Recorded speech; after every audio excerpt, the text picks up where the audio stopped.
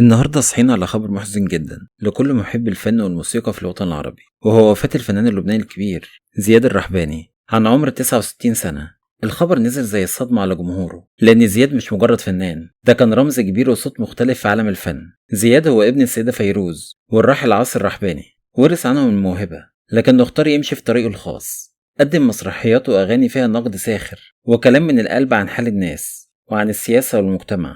أعمال زي بالنسبة لبكرة شو وفيلم أمريكي طويل لسه بتتقال لحد النهاردة لأنها لمست الكل، ولحد دلوقتي ما تمش الإعلان عن سبب الوفاة بشكل رسمي، وكل اللي نعرفه إن الوفاة حصلت صباح اليوم. الناس مستنية بيان من العيلة أو المقربين، لكن الحزن واضح في كل التعليقات والمشاركات على مواقع التواصل الاجتماعي. رحل زياد بس فنه باقي، موسيقاه وكلامه وأفكاره هتفضل عايشة، وهنفضل نسمعه ونفتكره ونقول كان في فنان اسمه زياد غير كتير في شكل الفن وخلانا نفكر ونحس ونضحك في نفس الوقت. وداعا زياد.